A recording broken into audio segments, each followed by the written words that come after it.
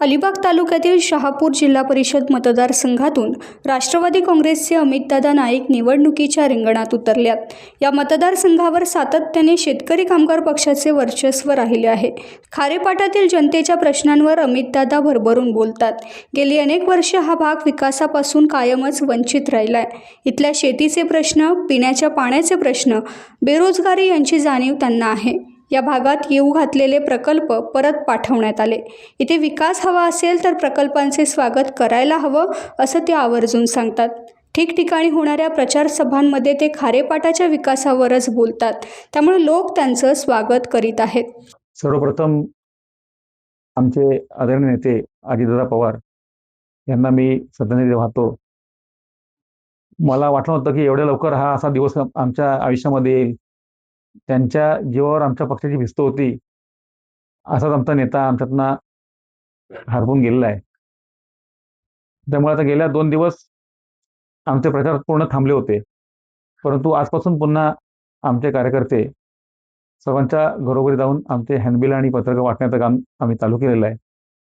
कारण दादांनी सांगितलेलं आहे की पहिल्यापासून त्यांची एक शिस्त आहे, सांगितलेलं आहे की जग हे कोणासाठी थांबत नसतं।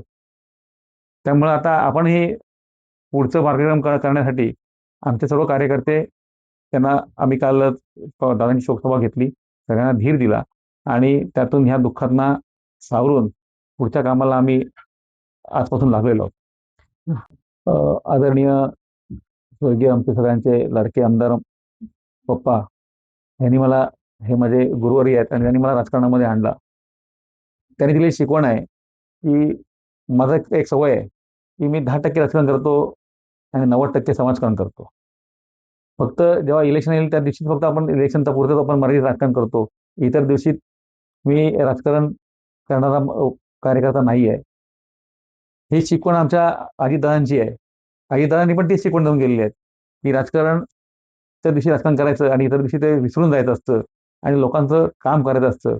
गेल्या 25 वर्ष मी राजकारणामध्ये सक्रिय आहे। त्यातील 5 वर्ष गेल्या राष्ट्रवादी काँग्रेस पक्षामार्फत मी ह्या विभागामध्ये काम करतोय।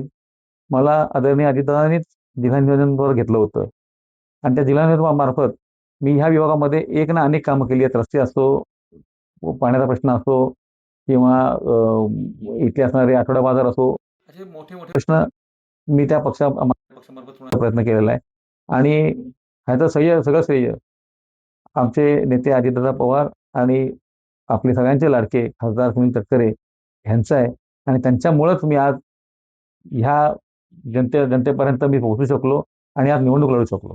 हे नक्कीच आम्ही गेल्या कित्येक वर्ष माझं स्वप्न आहे की सारळगोल धरण तुम्ही ऐकलं असाल। सारळगोल धरण जर इथे झालं तर इथला पाण्याचा प्रश्न बऱ्यापैकी आमच्या खारीपाडा सुटू शकतो। त्याच्यासाठी माझा पाठपुरावा बऱ्याच वर्ष चालू होता। मी तो विषय आपल्या अजितदादांपर्यंत पोहोचवला होता, परंतु त्या विषयाला आता थोडा ब्रेक लागलेला आहे। ह्याच्या पुढे आता एकदा पुन्हा आमची जिल्हा परिषदमध्ये आम्ही एकदा विराजमान झालो की पुन्हा त्या प्रश्नाचा मी पाठपुरावा करीन आणि पाण्याचा प्रश्न शक्यतो कसा सोडवता येईल, ह्या महिलांच्या डोक्यावरचा हंडा कसा उतरवता येईल ह्याच्याकडे जास्त माझं लक्ष असणार आहे। कारण मी सुद्धा पाण्यासाठी वणवण भटकलेला माणूस आहे। आज माझ्याकडे स्वतःकडे पाणी आहे। माझ्या मार्फत जेवढं पाणी माझ्या खारीपाटाच्या लोकांना पुरवता येईल, आज नौखारला मी स्वतः टँकरने पाणी पुरवतो। माझी ग्रामपंचायतमध्ये स्वतःचा टँकर आहेत, त्यामुळे माझ्या इथल्या लोकांचा बऱ्यापैकी प्रश्न टँकरद्वारे सोडण्याचा प्रयत्न केला आहे। येणाऱ्या प्रकल्पाला इथे आमचा नक्की विरोध नसणार आहे। कारण मागे जे प्रकल्प आले होते, म्हणजे आता टाटा पॉवर सारखा प्रकल्प आला होता, त्यांनी 17-18 वर्षापूर्वी इथली जमीन ॲक्विजिशन केली होती, परंतु जमीन ॲक्विजिशन केल्यानंतर तिथे नवीन म्हणजे तिथे काहीच काम प्रोग्रेस झाली नाही। 17-18 वर्ष गेले शेतकऱ्यांची जमीन ताब्यात घेतलेली आहे, परंतु शेतकऱ्यांना 17-18 वर्षाचा कोणताही मोबदला मिळाला नाही। माझा पहिला लक्ष ते असेल की आता तिथे तुम्हाला माहिती आहे की टाटा पॉवर प्रकल्प जाऊन तिथे सिनारमस नावाचा एक कागद कंपनीचा प्रकल्प मोठा येतोय। माझा पहिला प्रयत्न तो असेल की खासदारांच्या मार्फत, आमच्या तटकरे साहेबांच्या मार्फत आपले राज्याचे मुख्यमंत्री आदरणीय देवेंद्र फडणवीस साहेब यांच्याबरोबर बसून किंवा आपले उद्योग मंत्री उदयजी सामंत साहेब यांच्याबरोबर बसून ह्या ज्या शेतकऱ्यांच्या 17-18 वर्ष जी जमीन ताब्यात घेतलेली आहे सरकारने किंवा एखाद्या प्रकल्पासाठी ताब्यात घेतलेली आहे आणि त्यांना जो मोबदला मिळाला नाही 17-18 वर्षाचा, तो कसा देता येईल हा पहिला प्रश्न असेल. किंवा ते येणाऱ्या टाटा पॉवर कंपनीने एक शेतकऱ्यांना सांगितलं होतं की एका घरामध्ये एक नोकरी असं त्यांनी दिलं होतं. तर ती नोकरी आता ह्या प्रकल्पामध्ये नवीन येणाऱ्या प्रकल्पामध्ये तरुण कशी देता येईल हा पहिला प्रयत्न असेल. सिनार्मासारखी कंपनी आता येत आहे आणि तिथं नक्की आमचं आम्ही आम्ही स्वागत करणार आहोत. इथले स्थानिक जे प्रकल्प होते त्याला बऱ्याच ठिकाणी विरोध झाला. परंतु विरोध झाल्यानंतर गेल्या 15-20 वर्षाची पिढी आहे, ती पूर्ण बेरोजगार झालेली आहे.